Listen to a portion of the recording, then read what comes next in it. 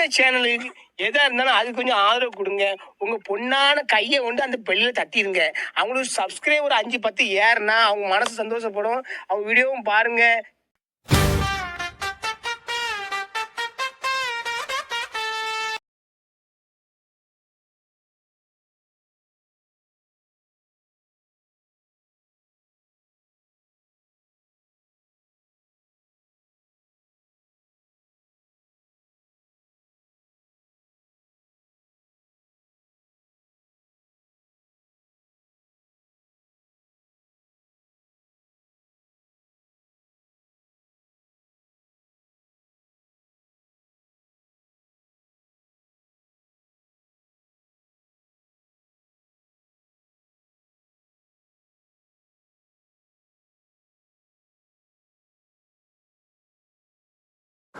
இந்த நிகழ்வு முடிந்தவுடன் தமிழ் கல்விக்கான சிக்கல் குறித்து பேராசிரியர் ஜெயராமன் உரையாற்ற இருக்கிறார்.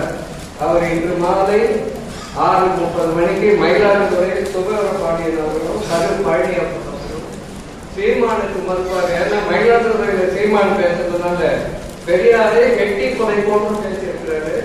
அதற்கு மறுப்பாக இன்றைக்கு 3 பேரும் அவங்க பேச இருக்கிறார்கள். ஜெயராமன் அவர்களை நாங்கள் 1:30 மணிக்கு இங்கிருந்து அனுப்ப வேண்டும். அப்பதான் அவர் 6 மணிக்கு போய் மயிலாடுதுறை சேர முடியும். அதனால் இந்த நிகழ்ச்சியை 12 மணிக்கு நாங்கள் முடிக்க விட வேண்டும். அடுத்த நிகழ்ச்சி 12 1:30 முடிக்க வேண்டும். வாழ்முறை வழங்குவதற்கு சட்டமன்ற உறுப்பினர் தவிர மற்றவர்கள் 5 மணிக்கு விடாமல் வாழ்முறை சுருக்கமாக வழங்குமாறு அன்போடு கேட்கொள்கிறேன். தொடர் தமிழ் கீதா பற்றிய பிறகு சிறப்பான முறையில் தமிழ் உரிமை கூட்டமைப்பை இயக்கி வருகின்றார்.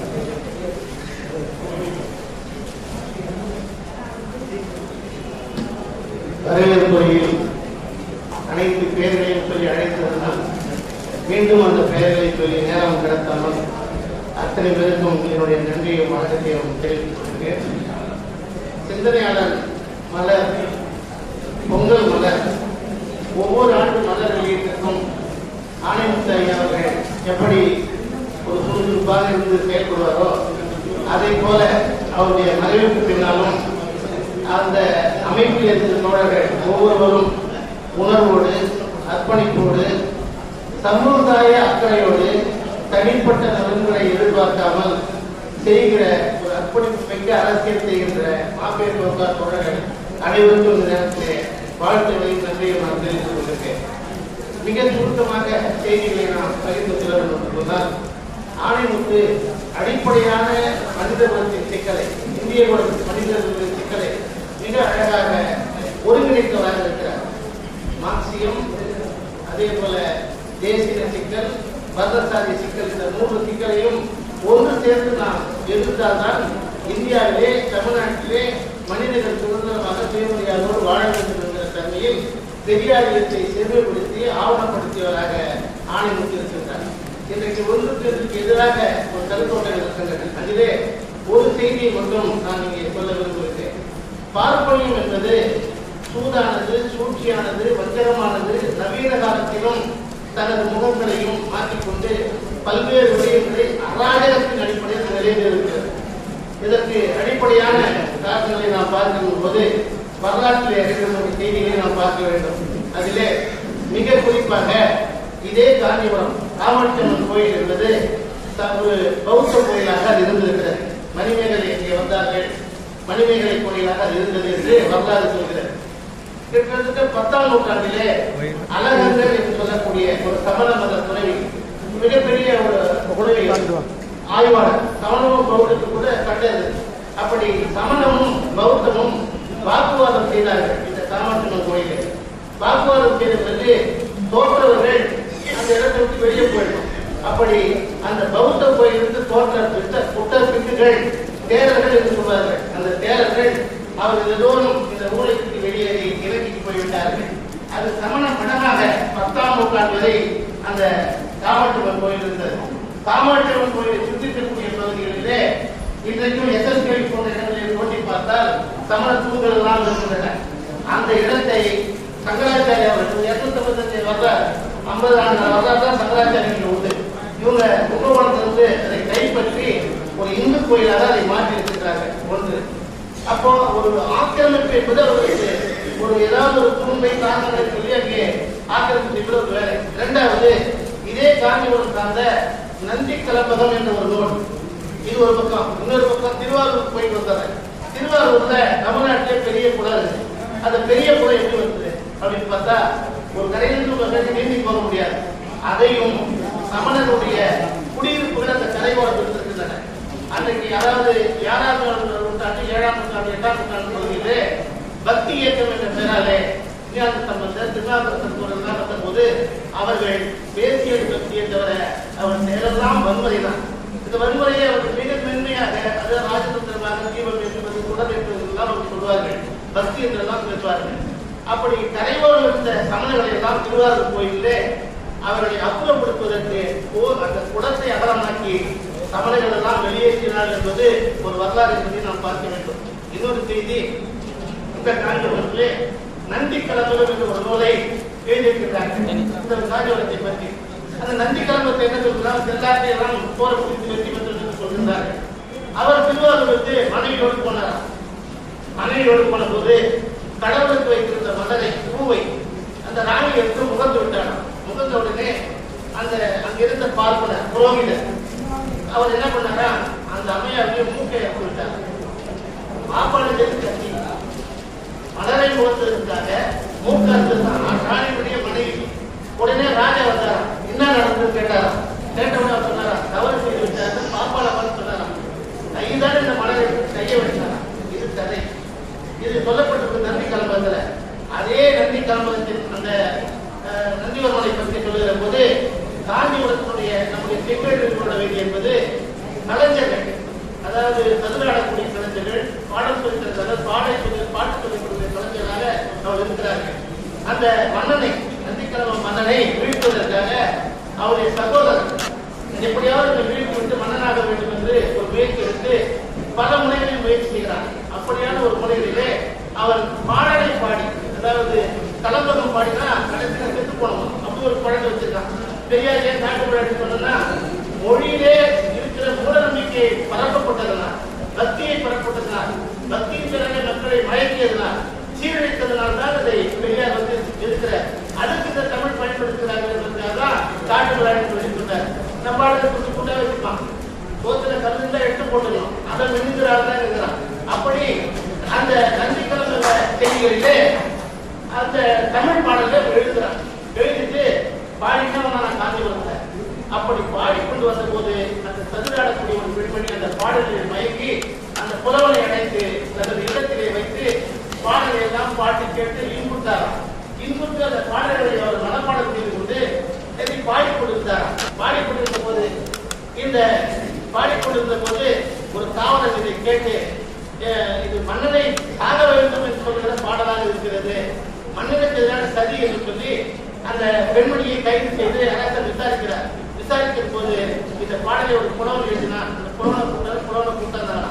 அந்த பாடலுடைய தன்மை என்னன்னு பார்த்தீங்கன்னா, பச்சை பனை மட்டை, அதாவது தென்னை மட்டையில் ஓலைகள் கொட்டாய்கள் அமைத்து ஒவ்வொரு கொட்டாயும் ஒரு பாட்டு கொடுத்துருமா. கடைசி பாட்டுக்கு உடன்கட்டை ஏறுவதை போல கட்டைகளை அடுக்கி அந்த கட்டையிலே மன்னன் படுத்துக் கொள்ள வேண்டுமா, அதிலே படுத்துக் கொண்ட பிறகு அவன் எரிந்து போக வேண்டும் என்ற வகையில் 100 பாடல்களை பாடி எரிந்து போனதாக சொல்கிறார்கள். இப்படி காலந்தோறும் பார்ப்பனையும் சூழ்ச்சியாலும் முன்னேற்றாலும் தான் இங்கே ஆண்டு கொண்டிருக்கிறது பக்தி பெறால். என்றைக்கும் அதை தீபம் என்று சொல்லி ஏமாற்றுகிறார்கள்.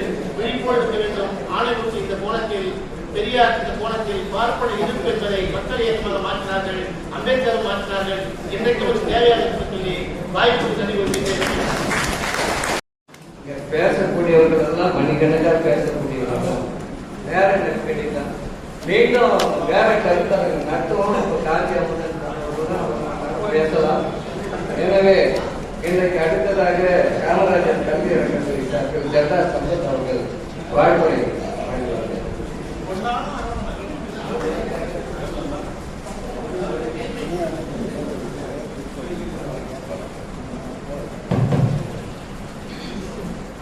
அனைவருக்கும் வணக்கம்.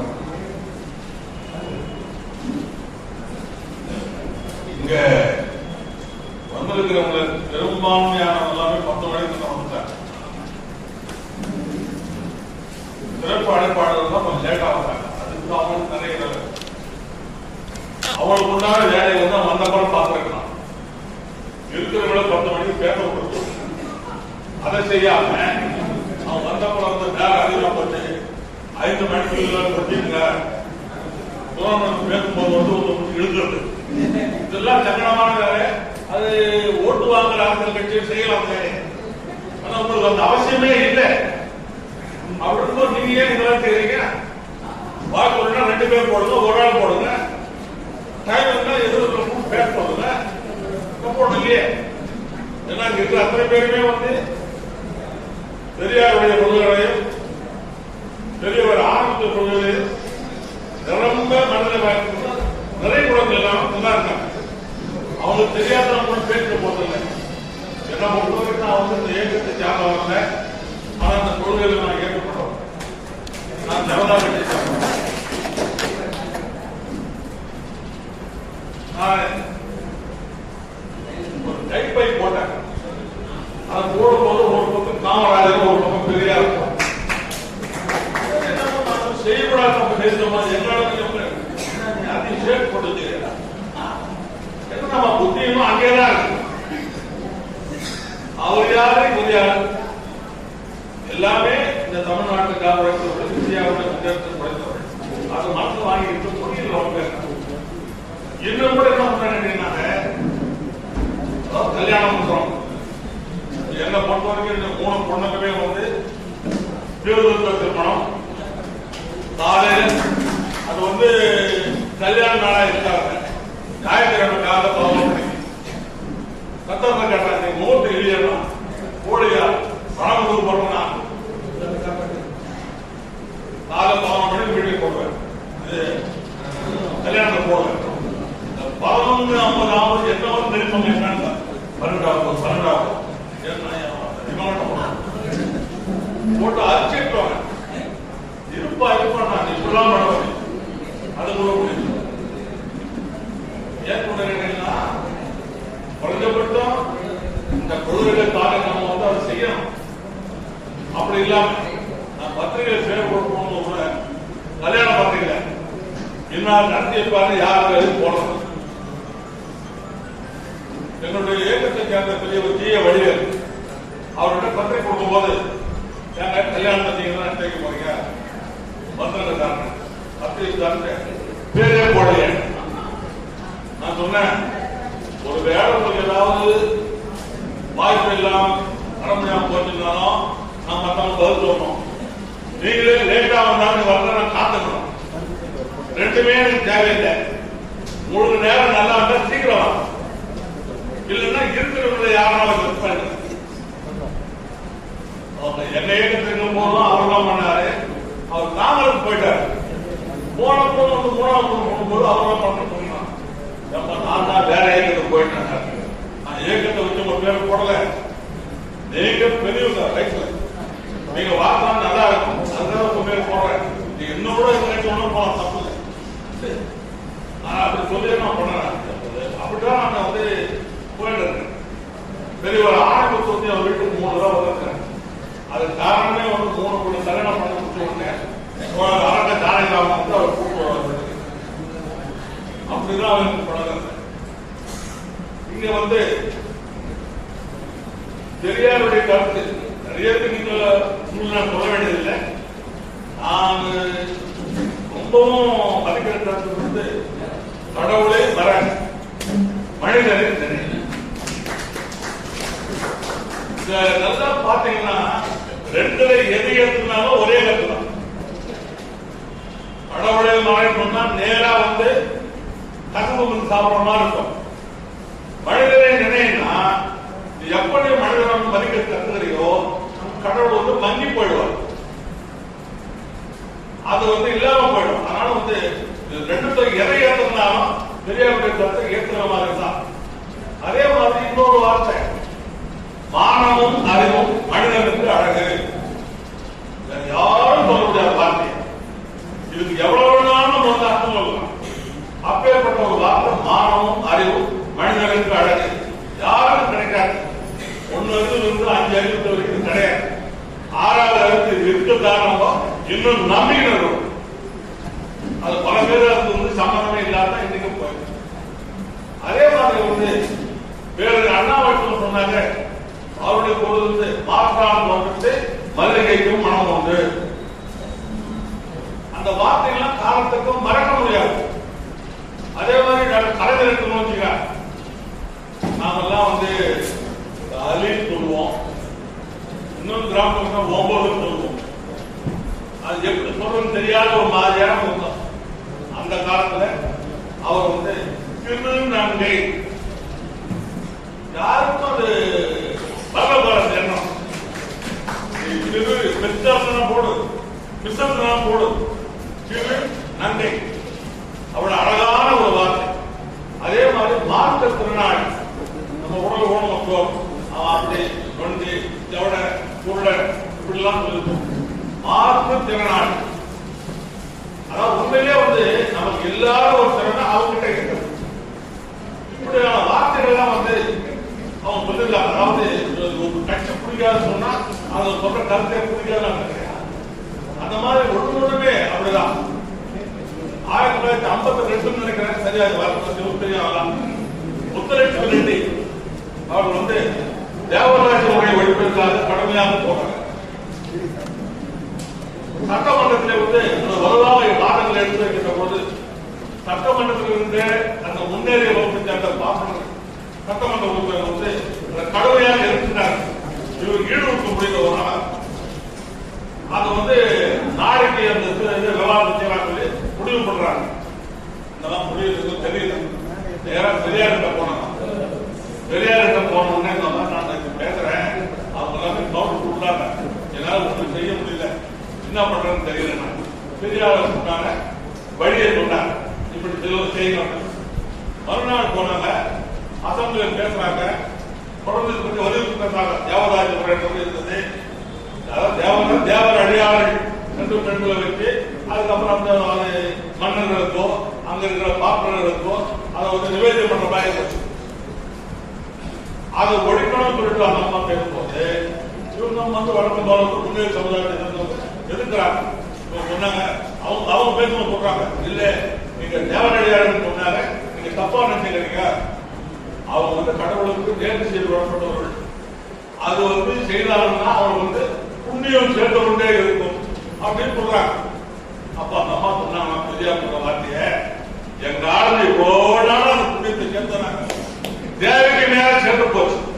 இதுக்கு மேல என் நாடு கொடுங்க, முன்னாள் இருக்கும் அப்படின்னு சொன்னப்பதான் வாயாடி இருந்தாங்க. அதுக்கப்புறம் வந்து தேவதாரியோட விழுதுங்கிற தீர்மானம் நிறைவேற்றப்பட்டது. இப்படி எல்லாம் அவங்க காலகட்டத்தை வந்து சிறப்பாக செயல்படுத்திருக்கிறாங்க. இந்த சிறப்பான வார்த்தைகளை தெரிவித்து சின்ன சேனலுக்கு எதா இருந்தாலும் அது கொஞ்சம் ஆதரவு கொடுங்க. உங்க பொண்ணான கையை கொண்டு அந்த பெல்லில தட்டிடுங்க. அவங்களுக்கு மறக்காம சர்ப்ரைஸ் பண்ணுங்க.